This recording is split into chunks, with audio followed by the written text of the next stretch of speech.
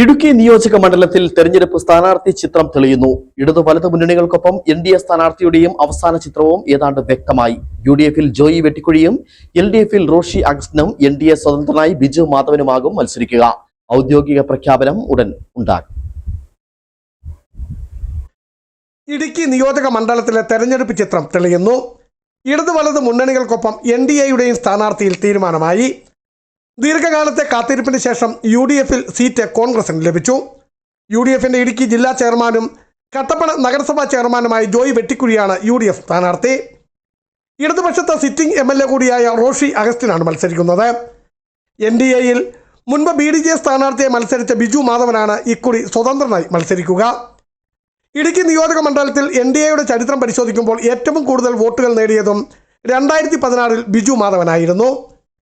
കേരള കോൺഗ്രസിൽ നിന്നും കോൺഗ്രസിന് സീറ്റ് നേടുവാൻ കഴിഞ്ഞതിൽ കോൺഗ്രസും, നിയോജക മണ്ഡലത്തിൽ തുടർച്ചയായി 5 പ്രാവശ്യം വിജയിച്ചതിൻ്റെ തിളക്കത്തിൽ റോഷി അഗസ്റ്റിനും, 2016 ശക്തമായ മത്സരം കാഴ്ചവെച്ച പരിചയത്തിൽ ബിജു മാധവനും നേർക്കുനേർ ഏറ്റുമുട്ടുമ്പോൾ ഇടുക്കി നിയോജക മണ്ഡലത്തിൽ ശക്തമായ ത്രികോണ മത്സരമാകും നടക്കുക.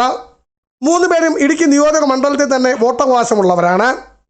തെരഞ്ഞെടുപ്പ് അടുക്കുന്നതിന് തൊട്ടു മുൻപ് തന്നെ സിറ്റിംഗ് MLAയും മന്ത്രിയുമായ റോഷി അഗസ്റ്റിനെതിരെ സൈബർ ഇടങ്ങളിൽ കോൺഗ്രസ് ശക്തമായ പ്രതിരോധമാണ് തീർക്കുന്നത്. ഈ പ്രതിരോധത്തെ മറികടക്കുവാൻ ഇടതുപക്ഷ സൈബർ ഇടങ്ങളും ശക്തമാണ്. ദീർഘകാലമായി കോൺഗ്രസിന് MLAമാർ ഇല്ലാത്ത ജില്ലയായിരുന്നു ഇടുക്കി. ഇതിന് അറുതി വരുത്തുക എന്നത് തന്നെയാണ് 2026-ലെ തെരഞ്ഞെടുപ്പ് കൊണ്ട് കോൺഗ്രസ് ലക്ഷ്യമിടുന്നത്. 1977-ൽ രൂപീകൃതമായ മണ്ഡലത്തിൽ 1.84 ലക്ഷത്തിൽ പരം വോട്ടർമാരാണ് ആകെയുള്ളത്.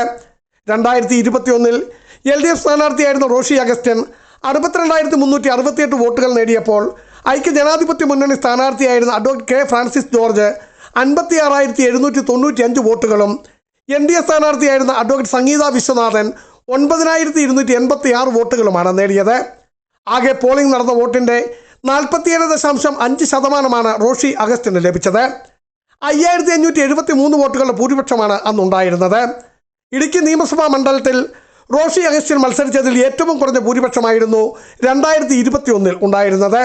ഇത് തന്നെയാണ് കോൺഗ്രസിൻ്റെ 2026-ലെ പ്രതീക്ഷയും. ബിജു വൈശൻ പറമ്പിൽ, ഇടുക്കി വിഷൻ ന്യൂസ്, ഇടുക്കി.